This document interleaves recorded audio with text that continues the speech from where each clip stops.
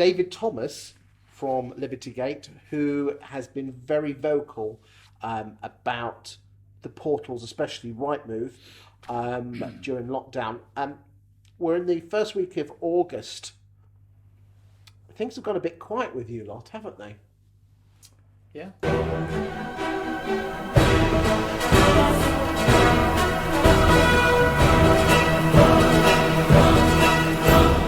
I think it's gone a bit quiet across the industry as soon as we came out of lockdown with how busy everybody's been. But do you think because everyone's got a bit busy that Rightmove think they've got away with it? To a degree, yeah. Yeah, I think they've been very quiet about their position moving forward, and rightfully they're sort of taking the time to make sure that they sort of listen to the market and see where it's potentially heading, and agents are in the same position really. What, Rightmove listen? You are funny. Well, listen to the market. Their sort of response to anybody sort of saying what's happening next is, oh, well, we're waiting to see how the property market reacts. And isn't it interesting that the leading journalists of the websites where people go on and have a look at what's happening on a daily basis, they don't even know what's happening with the portals. Then it's almost like the portals have got their head in the sand. Now I know later this week you're going to be talking to one of the portals, and I know you can't mention what that is, but do you think the portals in general have missed the boat or missed a trick, lack empathy, all the above? I think they've just lost touch with their customer, which is sad really, because if you think of why we've been having all of this conversation and why the four horsemen came about and everything through lockdown, was that agents really took to social media to share and collaborate and try and figure out a way through it all. And throughout that period, calls were being made out to the portals to say, you need to be part of the conversation. You need to be part of our future as to how we get out of this and how we navigate the future market. And it's been a bit upsetting, to be honest, how the lack of communication towards agents has been. They've been very kind of just watching, not commenting, not getting involved with it, and ultimately we've got to make decisions for our businesses and our future now. But if you think about it, do you think it's just agents moaning about the portals when in reality the customer, which is the most important person in all this, loves the fact that there's one portal there and they can just go there and find houses? They don't anymore though, because they've got three that they've got to navigate. And this is the craziness of the situation that we've created as an industry, is if you ask most buyers now, they all know that they have to search three portals in order to get a whole of market. But hold on a second, you were the one that was flying the flag for home search and Open Bricks. There's 5. But and then we've got the Bruce Brothers bringing in Booming. The difference with those is the innovation of the platform. They're not a portal directly.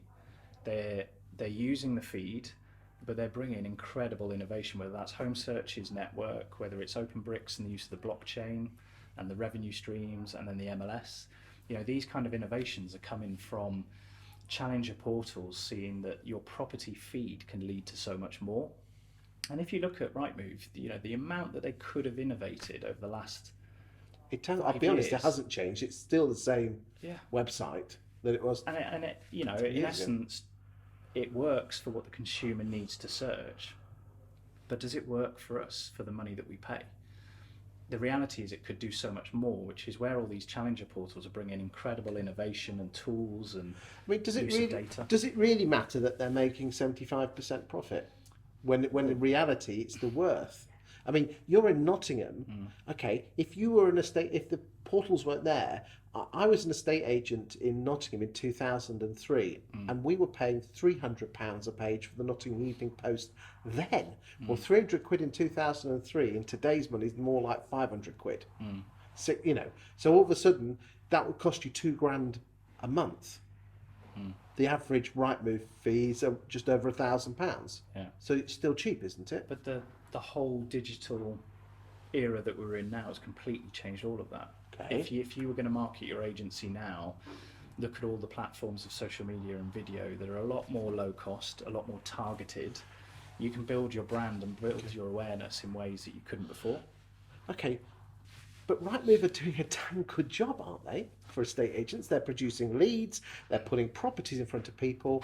It's just, it's so easy now. You just whack it on Rightmove, you create a level playing field. Why change it? You've got to look at fundamentally what Rightmove is and what we created with it. So they're a great marketing tool, but you're effectively subcontracting your listings to them and paying them to say, bring me some leads. So they're using our listings, they're going out to the consumer, bringing us leads, and we're paying them for them. The difference now... And we're paying for their TV adverts as well, aren't we? Yeah, and their massive profit margin. So this is the problem, is the money is getting excessive to the point where they've got a 75% profit margin, and what do most estate agents end up making? Well, nowhere near. How does it make you feel that there is a corporate in town that's paying for the same Rightmove package at probably £300 or £400 an office, and you're paying £1,200-1,300? And this is what the Say No to Rightmove campaign was all about. Is if you ask anybody, all the people that will say a Rightmove lead is good value for money will be the corporates, the onliners, and anybody using the freelance model, because you're effectively able to leverage a branch license or a branch membership on a bigger scale. But for a small independent, you could be paying £1,200-1,500 a month, which is substantially more than what those entities are paying. And this is the difference now, is it's the value of what we're actually getting in return for that money. And we've given up control of our consumer for that. Do you think the portals have made estate agents lazy? 100%. Yeah.